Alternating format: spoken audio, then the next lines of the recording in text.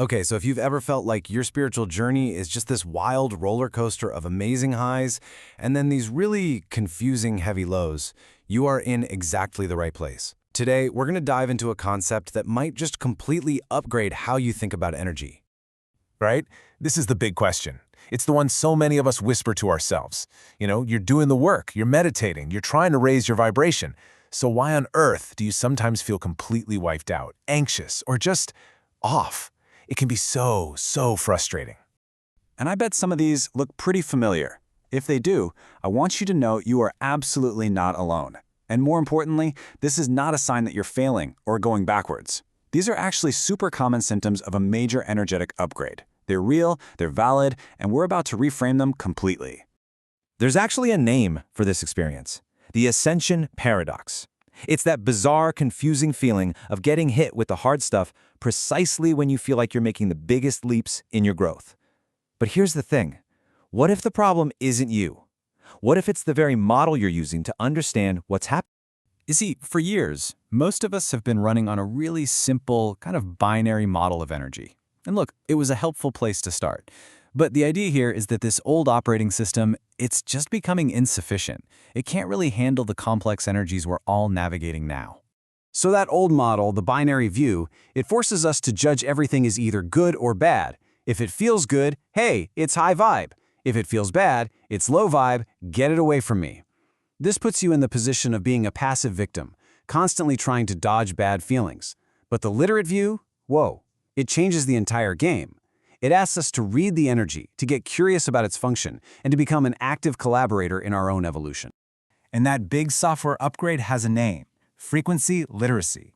And this isn't just some new spiritual buzzword. It's a fundamental shift in how you perceive everything, moving you out of reaction and fear and into a space of genuine curiosity and empowerment.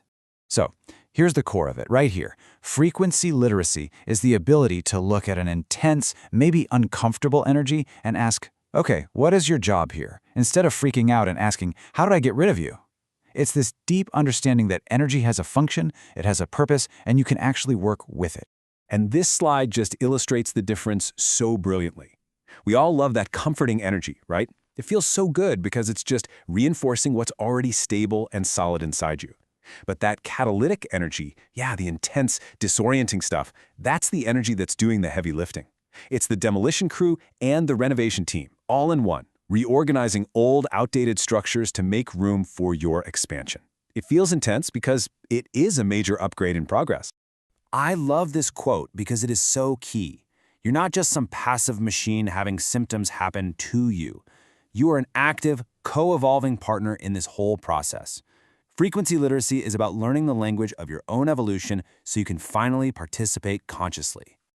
Okay, so that's the what and the why. That's the big picture. Now for the really good stuff, the how. Let's get into a practical toolkit you can use the very next time one of those intense, energetic waves decides to roll in. The whole process really just breaks down into 3 simple steps. First, you're going to shift your mindset from reacting to just being curious. Second, you're going to start asking a totally different set of questions. And third, you'll learn to pace yourself based on the answers you get. So instead of that old default question, why is this happening to me? You just get curious. You can ask questions just like these, either out loud or just in your head. What is this asking of me? What layer of me is this touching? What are you rearranging in me right now? And you might be surprised. You might find some energies are working on your perception, while others are hitting old memories, or even your sense of time. And once you get a sense of what the energy is actually doing, then you can respond intelligently. It's not about fighting it anymore. If it feels expansive and you're buzzing with ideas, lean in. Open up to it. If it's super intense and disorienting, your job is to ground. And if it's just plain heavy, the most productive thing you can possibly do is rest and simplify everything. You're just matching your action to the energy's function. So let's pull all this together into a powerful new perspective. With this shift, you stop seeing every difficult day as some kind of failure or a sign that you've fallen off the path. Instead, you start seeing it for what it truly is, a remodeling. This right here is the core takeaway of everything. That fatigue, that pressure, that emotional intensity, it's not a sign you've gone off track. It's the dust and the noise of a profound internal renovation. And your job isn't to fight the construction crew. It's to read the blueprints.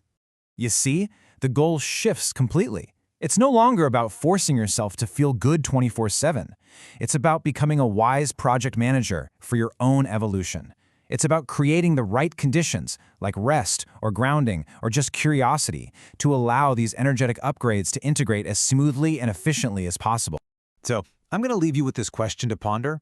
The next time you feel that intensity come up, just pause, take a breath, and ask with genuine curiosity, what is my energy remodeling in me right now? I promise you, the answer just might change everything.